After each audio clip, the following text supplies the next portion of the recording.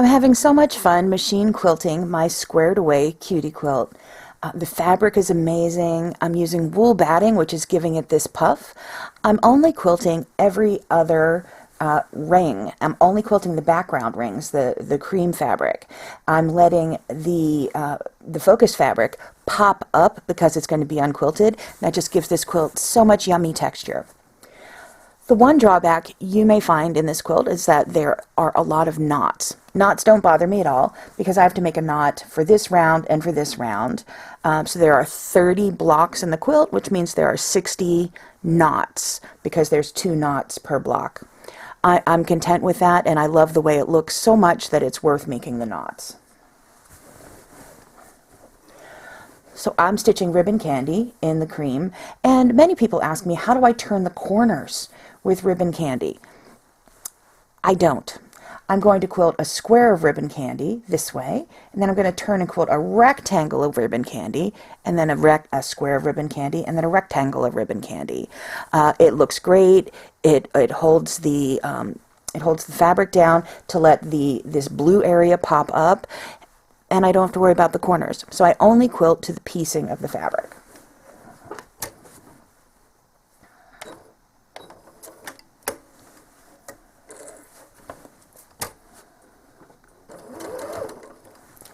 Grab my Batt Scooters.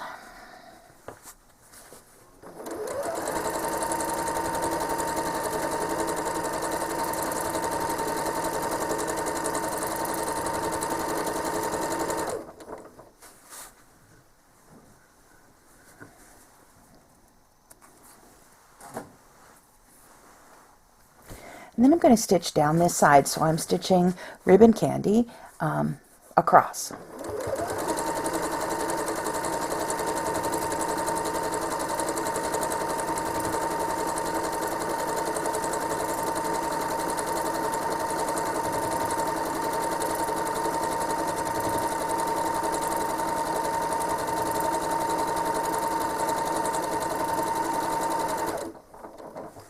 When I stitched this row of ribbon candy, my needle ended up in the corner, but I need to stitch over here, so I'm simply going to stitch a straight line across like a cheater stitch in the ditch, just to move my needle where I need it to go.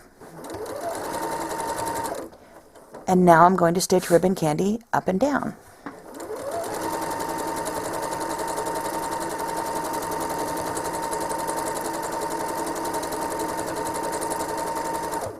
And now I'm going to stitch it sideways.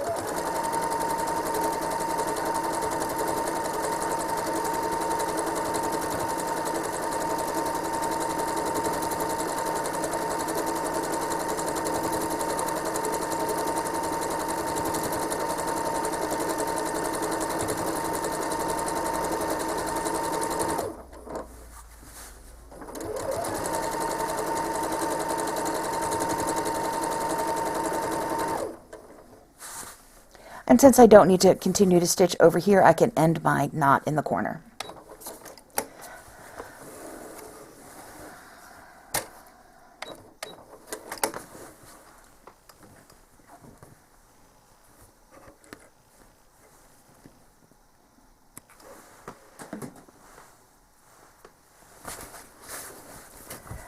So since I am making 60 knots, one for each round of the quilt, I thought I would talk about making knots. I'm going to grab my top thread in my hand, needle down, needle up, use that top thread to pull up the bobbin thread. So I now have both the top and bobbin thread in my hand, and I'm going to make a small tack stitch. So I'm stitching up and down and over just a thread, and that's my knot. I'm going to continue holding these threads while I get started quilting.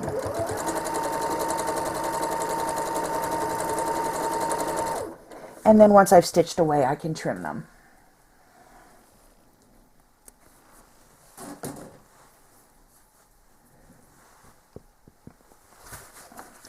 If I were to let them go and make my knot and start stitching, it might suck the thread right back down through the back of the quilt, and that would make a bit of a bird's nest on the back. So I like to hold them under a little pressure just to get started.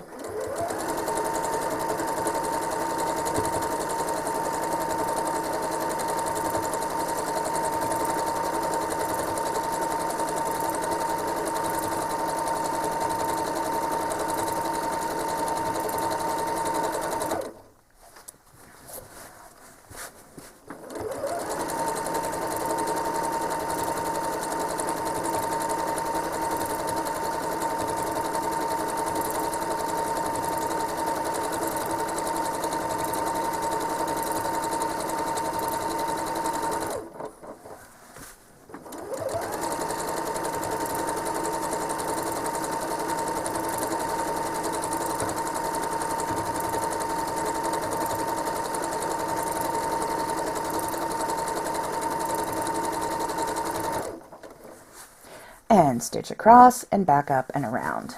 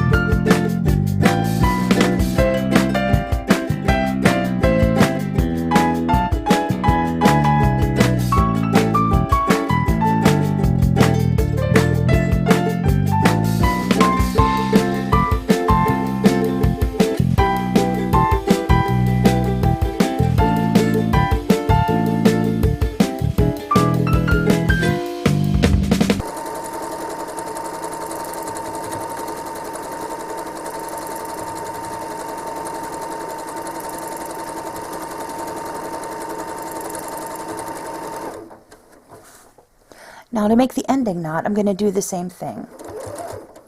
That's a bit of a tack stitch over and back, and then I'm going to cut my thread.